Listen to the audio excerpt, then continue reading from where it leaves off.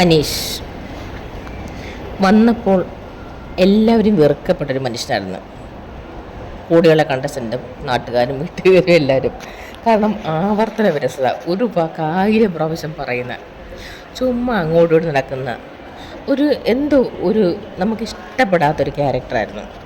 എല്ലാം ഞാൻ ഒന്നാമതാകണം, എനിക്ക് തന്നെ സ്റ്റോർ റൂമിൽ പോകണം, എനിക്ക് തന്നെ പഠിപ്പുരയിൽ പോകണം, ഇങ്ങനെയൊക്കെയുള്ള ഒരു നിർബന്ധം എന്ന് വെച്ചാൽ ഒരു വാശിയുള്ള അത്ര ഇഷ്ടമില്ലാത്തൊരു ക്യാരക്ടറായിരുന്നു. പക്ഷേ പോകെ അനീഷ് ഒരുപാട് മാറി. ഷാനവാസിൻ്റെ അടുപ്പം കൊണ്ടോ എന്തുകൊണ്ടൊക്കെയോ എനിക്കറിയില്ല, പക്ഷെ മാറി വന്നു. ഇന്ന് ആരും ഇഷ്ടപ്പെടുന്ന വ്യക്തിത്വത്തിനുടമയായി മാറി. ശരിയാണ്, ഒരുപക്ഷെ അദ്ദേഹത്തിൻ്റെ ജീവിതാനുഭവങ്ങൾ, അദ്ദേഹത്തിന് മനസ്സിനേറ്റ മുറിവുകൾ, അദ്ദേഹത്തിൻ്റെ ജീവിതത്തിൽ അനുഭവിച്ച തിക്താനുഭവങ്ങളെല്ലാം കൂടെ അങ്ങനെ ആ മനുഷ്യനെ ആ ഒരു രീതിയിലാക്കിയായിരിക്കും. പക്ഷേ ഇന്ന് ആ മനുഷ്യൻ വളരെ നല്ല കരുണയുള്ള, ദയയുള്ള, സഹജീവികളുടെ അനുകമ്പയുള്ള വളരെ നല്ലൊരു മനുഷ്യൻ. ഒരാളെപ്പോലും ഉപദ്രവിക്കാത്ത, ഒരാളെപ്പോലും വ്യക്തിഗത ചെയ്യാത്ത, ഒരാൾ പറയുന്ന അപ്പുറത്തോ ഇപ്പുറത്തോ പോയി ഞാൻ പറയാതെ, ഗ്യാങ്ങിൽ പെട്ടുപോകാതെ ഒറ്റയ്ക്ക് നിന്ന് കളിച്ച് ഈ 100 ദിവസം വരെ എത്തിയെങ്കിൽ അത് അദ്ദേഹത്തിൻ്റെ കഴിവ് തന്നെയാണ്.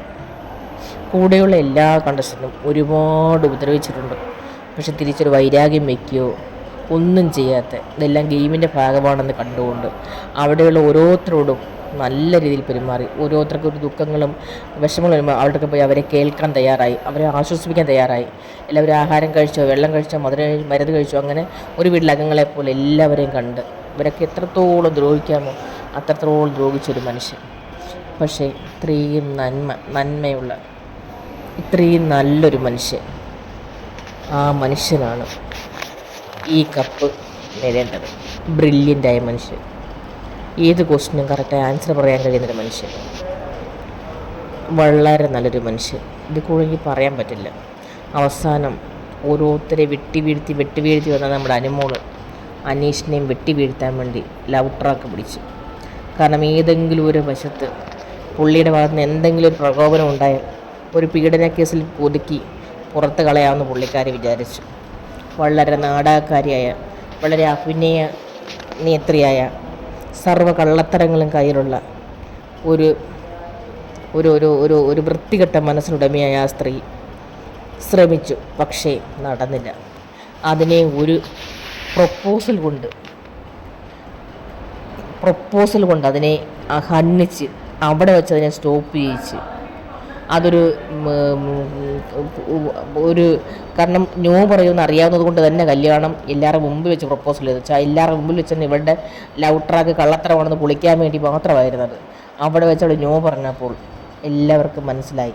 പക്ഷെ അത് അനീഷിന് കുറച്ച് ഡീഗ്രേഡും വോട്ട് കുറയ്ക്കാൻ എന്നൊക്കെ കഴിഞ്ഞുവെങ്കിൽ പോലും അവളുടെ നാടകം പൊളിക്കാൻ കഴിഞ്ഞല്ലോ.